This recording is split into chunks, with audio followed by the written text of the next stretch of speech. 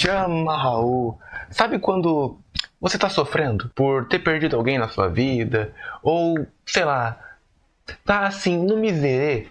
E aí, porventura, o destino acha que vai ser muito engraçado jogar isso na sua cara pra te zoar. Bem, é disso que a gente vai falar hoje. Hoje a gente vai analisar o poema de O Corvo, de Edgar Allan Poe, que é basicamente a maior história de sofrência e paranoia da literatura. Bem, a história começa numa meia-noite de dezembro, e tem esse rapaz, ele tá ali no quarto dele, né? Meio esmorecido, meio tristonho, sabe? O cara tá mal, mal mesmo. Por quê? Infelizmente, ele lembra que ele perdeu o amor da vida dele, né? Que no caso é a Lenore. No livro, né? Não conta como que a Lenore morreu. O que me faz acreditar, isso aqui já é interpretação minha, que houve alguma coisa assim misteriosa sobre a morte dela. Porque o Edgar Allan Poe ele também morreu de forma misteriosa, né? É um caso estranho aí, eu acho que vale a pena você procurar, né? Porque a vida do cara foi conturbada, o cara foi bem pobrezinho, sabe? Esse poema, inclusive, que ele publicou, ele ganhou muito pouco, sabe, pelo que ele fez. Ou seja, imagina você ter um trabalho, parece a vida moderna, né? Nossa, imagina você ter um trabalho no qual você trabalha muito e não é reconhecido, né? Nossa, deve ser muito difícil mesmo. Metade da população, acho que mais da metade da população brasileira vive assim, né? Mas você tem que pensar na perspectiva dele, né? Da época dele. O cara escrevia, se dedicava àquilo e recebia muito pouco. E hoje as obras dele são, meu Deus do céu, obras-primas, né? As pessoas elas admiram o Edgar Allan Poe. Mas continuando a história, né? Ele tá ali, né, lendo livros, naquela sofrência, tentando esquecer aquilo, e de repente ele ouve na porta um barulho. Ele escuta aquilo ali e fala, tem gente batendo na porta meia-noite? Eu não abriria a porta meia-noite se tivessem batendo, desculpe. Se você for bater na minha porta meia-noite, saiba, eu não vou abrir. Mas ele, né, não sei. Ele abre a porta, ele estranha, né, mas vai lá abrir. Ele respira fundo, cria coragem. E quando ele abre a porta, o que tem lá? Escuridão. Escuridão e nada mais. O rapaz, já mais pra lá do que pra cá, né? Sussurra, Lenore? Imagina, o cara acabou de perder a mulher, houve uma batida na porta, ele abre, não vê ninguém, não vê nada, só tem escuro. E ele pergunta, fala, Lenore? Mano, o cara tá maluco. E o vento só devolve o eco, né? Lenore.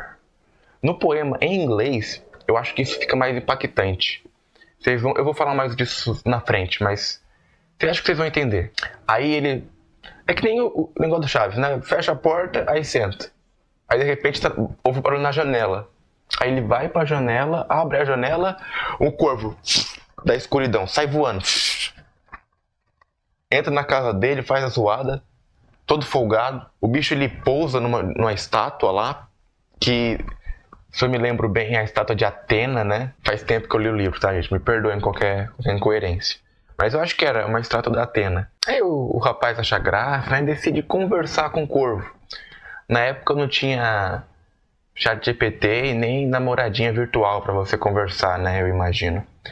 Aí ele chega lá, e aí, não sei o que, o corvo... Aí o corvo olha pra ele, abre o bico e fala, Nevermore. A única palavra que o corvo sabia, Nevermore. E o cara, caraca. Aí ele já começa a ficar paranoico. O jovem ele fica em choque assim.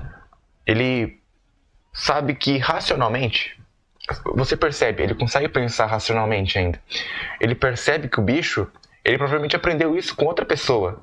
E que o dono, infeliz, só ensinou essa palavra pro bicho. Pra ele ficar repetindo essa desgraça. Mas o cérebro dele já tá tão condicionado pela dor, pelo sofrimento que ele tá sentindo, que ele toma aquilo como se fosse um sinal. Sabe aquele ditado de que pra doido tudo é um sinal? Então ele puxa uma cadeira, senta bem na frente do corvo e começa a fazer uma espécie de interrogatório. Ele entra numa espiral de autotortura que ele fica toda hora, né? Fazendo perguntas pro corvo e recebendo sempre a mesma resposta, né? Ele pergunta, E logo você vai embora também, né? Igual as minhas esperanças. E o corvo, nevermore, nunca mais. E o cara, ele surta, ele toma aquilo como um presságio. O corvo, ele tem, né, esse negócio de ser um negócio de ser um mau presságio, né? Essa cultura, né, do corvo ser uma coisa ruim e tudo mais. Mas aqui ele leva ao extremo. Ele trata o corvo como um enviado, sei lá, um diabo. E começa, meu Deus. Aí vira uma doideira. O cara começa a sentir um cheiro de incenso, um cheiro meio de queimado, um cheiro de incenso. E acha que Deus mandou um remédio para ele esquecer a Lenor. E pergunta pro corvo, né? Eu vou conseguir esquecer ela?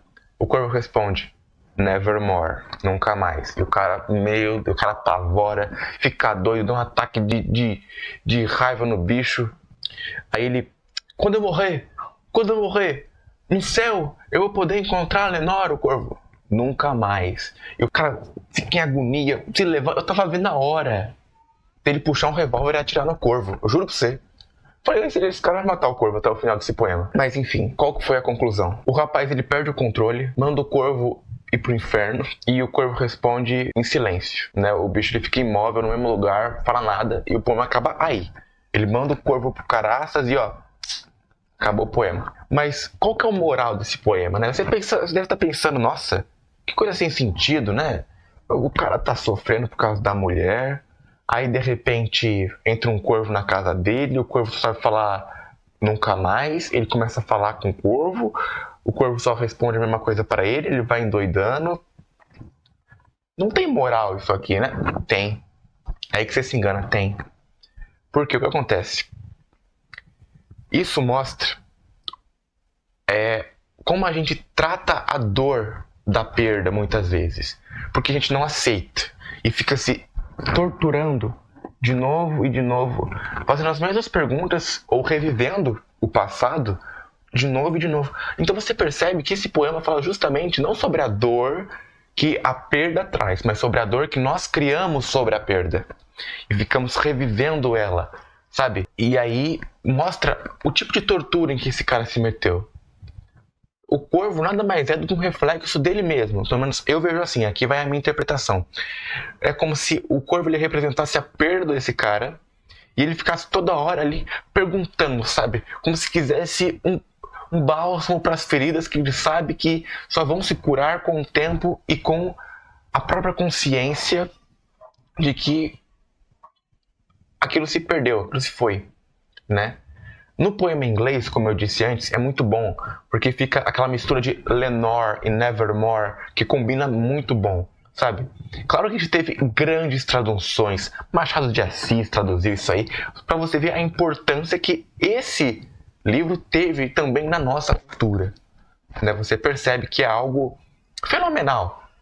O Edgar Allan Poe, ele foi... É impressionante como muitas pessoas que fizeram obras como essa eram pessoas que sofreram muito em vida e deixaram pra gente esse ouro, né? Essa coisa preciosa. Mas enfim, a moral da história é que basicamente o poema ele nos mostra que o amor em si não é a nossa maior dor, mas sim o que nós fazemos dele. Esse poema do Poe, ele é muito marcante porque ele não tira a dor do indivíduo que está sentindo a dor. Não adianta também você se vitimizar se você é a pessoa que proporciona a sua própria dor. Se você fica revivendo ela. Foi isso. Acho que esse vídeo ficou mais curto, né? Também eu tô fazendo ele mais na pressa, né? Eu tô em semana de prova na faculdade, então, tá difícil tanto ler livro para poder fazer vídeo, porque demora para fazer um vídeo desse, tá? Você tem que ler e tem que entender e fazer roteiro. Mas eu tô gostando do canal, então, sei lá, sempre deixar seu like, se inscrever no canal para apoiar, ajudar, eu agradeço demais. Deixar o seu comentário também, falando o que você achou, o que eu posso melhorar, né? Eu acho que às vezes eu não consigo falar muito bem. Mas enfim, muito obrigado por você assistiu até aqui. Valeu e fui!